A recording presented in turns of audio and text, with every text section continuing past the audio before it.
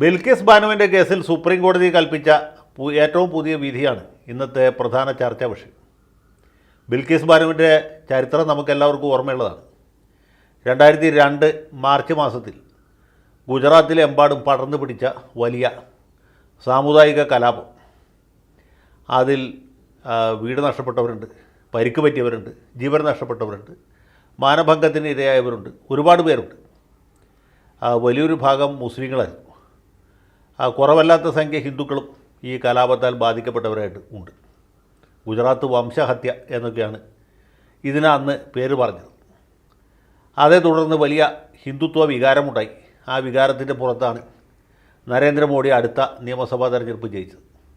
പിന്നീട് അദ്ദേഹം വികസന നായകനായിട്ട് വാഴ്ത്തപ്പെട്ടു. 2 തവണ കൂടി ഗുജറാത്തിൽ BJPക്ക് ഭൂരിപക്ഷം നേടിയെടുത്ത് അദ്ദേഹം മുഖ്യമന്ത്രി സ്ഥാനത്തെത്തി. പിന്നീട് അദ്ദേഹം ഇന്ത്യയുടെ പ്രധാനമന്ത്രിയായി. രണ്ടാമതും അദ്ദേഹം വലിയ ഭൂരിപക്ഷത്തോടെ തന്നെ പ്രധാനമന്ത്രി സ്ഥാനത്തേക്ക് എത്തി. മൂന്നാമതും BJPയുടെ നായകനായിട്ട് തെരഞ്ഞെടുപ്പിനെ നേരിടാൻ പോകുന്ന ഘട്ടമാണ്. അപ്പോൾ ഈ സമയത്ത് ഈ ഗുജറാത്ത് കലാപവുമായി ബന്ധപ്പെട്ട് നടന്ന കേസുകൾ, അതിൻ്റെ അന്വേഷണം അങ്ങേയറ്റം കുത്തഴിഞ്ഞ രീതിയിലാണ് നടന്നത്. യാതൊരു ആത്മാർത്ഥ്യമില്ലാത്ത അന്വേഷണമാണ് ഇതിൽ നടന്നത്. വിചാരണയും ഏറെക്കുറെ പ്രഹസനമായിട്ട് തന്നെ പരിണമിച്ചു. ഈ കേസുകളിലൊക്കെ ഉൾപ്പെട്ട BJP, RSS, വിശ്വ ഹിന്ദു പരിഷത്ത് പ്രവർത്തകർ, അതുപോലെ വെറും ഗുണ്ടകൾ, ഈ സാമുദായിക കലാപം ഉണ്ടാകുമ്പോൾ കൊള്ളയടിക്കാനും ബലാത്സംഗം നടത്താനും ഒക്കെ മുന്നിട്ടിറങ്ങുന്ന കുറേ ആളുകളുണ്ട്, സാമൂഹ്യ വിരുദ്ധന്മാർ. ഇവരെല്ലാവരും തന്നെ രക്ഷപ്പെട്ടു പോകുന്ന ഒരു സാഹചര്യമുണ്ട്. അപ്പോൾ ഗുജറാത്തിൽ നടന്ന നിയമ നടപടികൾ, അതിൻ്റെ തുടർച്ചയായിട്ട് നടന്ന വിചാരണ നടപടികൾ, ഇതെല്ലാം തന്നെ പ്രഹസനമാണ് എന്ന് ബോധ്യപ്പെട്ടപ്പോൾ സുപ്രീം കോടതി ഇടപെട്ട് ഇതിൽ ഏതാനും കേസുകൾ മഹാരാഷ്ട്രയിലേക്ക് മാറ്റി. അതിൽ വെറുതെ വിട്ട കേസുകളടക്കം ഉണ്ട്. സാധാരണ ഇതിൽ അങ്ങനെ ചെയ്യാത്തതാണ്. വെറുതെ വിട്ട കേസുകളടക്കം ഏതാനും എണ്ണം മഹാരാഷ്ട്രയിലേക്ക് മാറ്റി. അവിടെ പുനരന്വേഷണവും പുനർവിചാരണയും നടത്തി. ആ വിചാരണയിൽ ശിക്ഷിക്കപ്പെട്ട കേസുകളിൽപ്പെട്ട ഒന്നാണ് ഈ ബിൽക്കിസ് ബാനുവിൻ്റെ കേസ്. ബിൽക്കിസ് ബാനു എന്ന് പറഞ്ഞ 5 മാസം ഗർഭിണിയായ ഒരു സ്ത്രീയെ കൂട്ടബലാത്സംഗത്തിന് ഇരയാക്കുകയും അവരുടെ കുടുംബത്തിലെ ഏതാനും അംഗങ്ങളടക്കം നിരവധി പേർ കൊല്ലപ്പെടുകയും ചെയ്ത ഞെട്ടിപ്പിക്കുന്ന ഒരു കേസായിരുന്നു. ഈ പ്രതികൾ കുറ്റക്കാരെന്ന് കണ്ടെത്തി അവർക്ക് ശിക്ഷ വിധിച്ചു. അതിനെതിരെ അവർ സമർപ്പിച്ച അപ്പീൽ ബോംബെ ഹൈക്കോടതി തള്ളിക്കളഞ്ഞു. അതിൻ്റെ പുറത്ത് സുപ്രീം കോടതിയെ സമീപിച്ചു. പക്ഷേ അവിടെ രക്ഷയൊന്നും കിട്ടിയില്ല. അങ്ങനെ 11 പ്രതികൾ ജീവപര്യന്തം കഠിന തടവിന് വിധിക്കപ്പെട്ടു. അവർ ജയിൽവാസം അനുഭവിച്ചു. സാധാരണ ഇതിൽ മഹാരാഷ്ട്രയിൽ നടന്ന വിചാരണ ബോംബെ ഹൈക്കോടതിയുടെ ശിക്ഷയാണെങ്കിൽ അവർ ശിക്ഷ അനുഭവിക്കേണ്ടിയിരുന്നത് മഹാരാഷ്ട്രയിലെ ഏതെങ്കിലും ജയിലിലാണ്. പക്ഷേ ഇവിടെ എന്ത് സംഭവിച്ചു എന്ന് വെച്ചാൽ ഈ പ്രതികൾ അവർ രാഷ്ട്രീയ സ്വാധീനം മുതലെടുത്ത് ഗുജറാത്തിലേക്ക് ഉള്ള ജയിലുകളിലേക്ക് പോയി.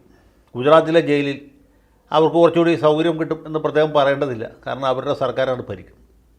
അങ്ങനെ ഗുജറാത്തിൽ ഇവർ പരോളും ജാമ്യമൊക്കെ ആയിട്ട് ഈ ശിക്ഷാ കാലാവധി ഏറെക്കുറെ പൂർത്തിയായ സമയത്ത് ഇവർ ഗുജറാത്ത് ഹൈക്കോടതിയെ സമീപിച്ചു. ഞങ്ങളുടെ ശിക്ഷാ കാലാവധി കഴിഞ്ഞു, ഞങ്ങളെ വിട്ടയക്കണം എന്നാവശ്യമായിട്ട്.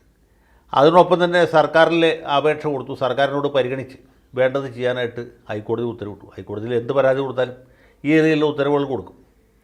അതുമായിട്ട് ഇവർ സർക്കാരിനെ സമീപിച്ചു. സർക്കാർ നോക്കിയപ്പോൾ ഇവരൊക്കെ നല്ല യോഗ്യന്മാരാണ്, മര്യാദക്കാരാണ്, ജയിൽവാസം അനുഭവിക്കുന്ന കാലത്ത് പ്രത്യേകിച്ച് ക്രിമിനൽ കേസുകളൊന്നും ഉണ്ടാക്കിയിട്ടില്ല, നല്ല നടപ്പുകാരാണ്, യോഗ്യന്മാരാണെന്ന് കണ്ടെത്തി ഗുജറാത്ത് സർക്കാർ ഇവരെ എല്ലാവരും വിട്ടയക്കാൻ തീരുമാനമായി. സംഗതി വശാൽ വിധി വൈപരീത്യം എന്ന് വേണമെങ്കിൽ പറയാം. ഇന്ത്യയുടെ സ്വാതന്ത്ര്യ ദിനത്തിൻ്റെ 75ാം വാർഷികത്തിലാണ് ഇവരെ എല്ലാവരും മോചിപ്പിച്ചത്. അങ്ങനെ അവർക്ക് സ്വാതന്ത്ര്യം കിട്ടി. 75ാം സ്വാതന്ത്ര്യ ദിനത്തിൽ ഈ ക്രിമിനൽ കേസിലെ പ്രതികളായിട്ടുള്ള ഈ ധീര പരാക്രമികൾക്കും സ്വാതന്ത്ര്യം ലഭിച്ചു. അത് വലിയ ചർച്ചാ വിഷയമായ കാര്യമാണ്. പത്രങ്ങളൊക്കെ മുഖപ്രസംഗം എഴുതി. ഇതുപോലെ മനുഷ്യ മനസാക്ഷിയെ നടുക്കിയ ഒരു കേസിൽ ഇത്രയും നിരുത്തരവാദപരമായിട്ട് ഗുജറാത്ത് ഗവൺമെൻറ് ഇവരെ വിട്ടയച്ചത് ശരിയായില്ല എന്ന അഭിപ്രായമുണ്ടായി. അതുമായി ബന്ധപ്പെട്ട് 3 കേസുകളെങ്കിലും സുപ്രീം കോടതിയിൽ ഫയൽ ചെയ്യപ്പെട്ടു.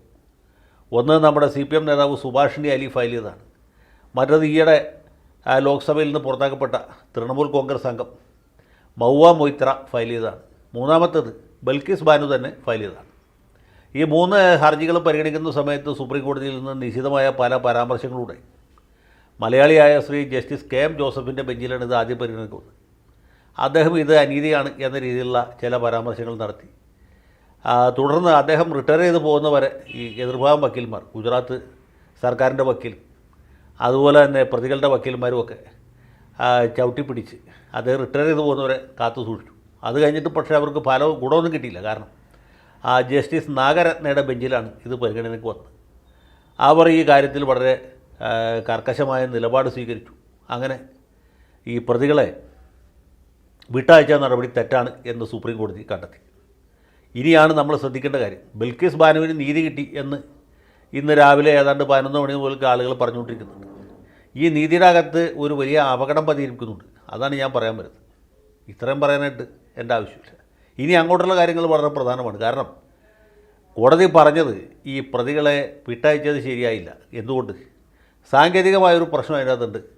ഇവരുടെ അപേക്ഷകൾ പരിഗണിക്കേണ്ടിയിരുന്നത് മഹാരാഷ്ട്ര സർക്കാരാണ്. കാരണം മഹാരാഷ്ട്രയിലാണ്, ഗുജറാത്തിലാണ് കുറ്റകൃത്യം നടന്നെങ്കിലും മഹാരാഷ്ട്രയിലാണ് വിചാരണ നടന്നത്.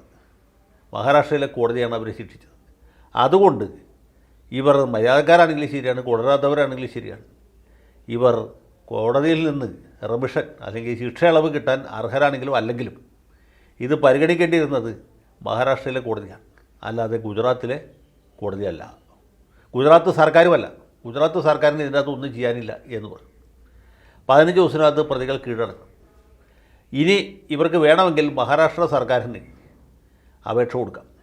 ഞങ്ങൾ യോഗ്യന്മാരാണ്, ഞങ്ങൾ മാന്യന്മാരാണ്, ഞങ്ങൾ അന്ന് അങ്ങനെ ഒരു കേസിൽ പെട്ടുപോയി എന്നുള്ളത് ശരിയാണ്, പക്ഷേ ഇപ്പോൾ ഞങ്ങൾ വളരെയധികം റിഫോംഡ് ആയിരിക്കും, ഞങ്ങൾക്ക് മാനസിക പരിവർത്തനമുണ്ടായി, ഞങ്ങളെപ്പോലെ മാന്യന്മാരായ ആളുകൾ ഇന്നിപ്പോൾ ഗുജറാത്ത് സംസ്ഥാനത്തില്ല, അതുകൊണ്ട് ബഹുമാനപ്പെട്ട മഹാരാഷ്ട്ര സർക്കാരിൻ്റെ മനസ്സലിവൂട്ടായിട്ട് ഞങ്ങളെ മോചിപ്പിക്കണം എന്ന് പറഞ്ഞാൽ, ഒരപേക്ഷ കൊടുത്താൽ അത് മഹാരാഷ്ട്ര സർക്കാർ പരിഗണിക്കണം. മഹാരാഷ്ട്രയിൽ ആരുടെ മുഖ്യമന്ത്രി? ഏകനാഥ് റാനഡെയാണ്. ആഭ്യന്തര വകുപ്പോടുകൂടി ഉപമുഖ്യമന്ത്രിയായിട്ടിരിക്കുന്ന ആരാണ്? അത്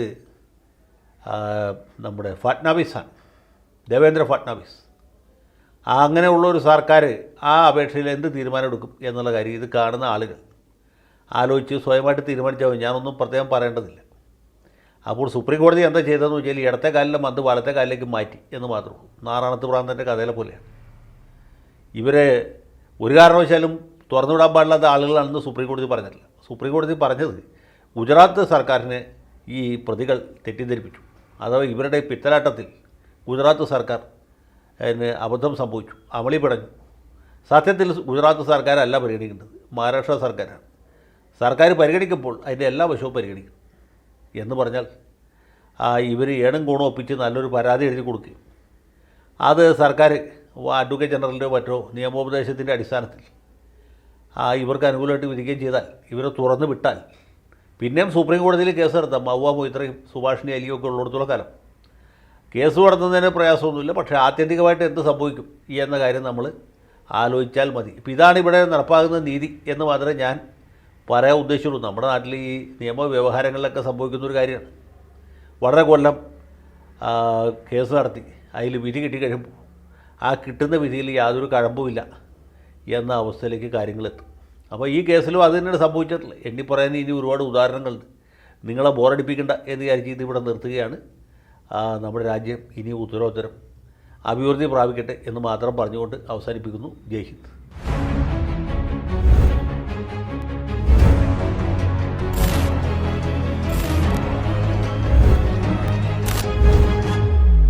കൂടുതൽ വാർത്തകളും വിശേഷങ്ങളും നിങ്ങളിലേക്ക് എത്താൻ ABC മലയാളം സബ്സ്ക്രൈബ് ചെയ്യുക, ബെൽ ബട്ടണും അമർത്തുക.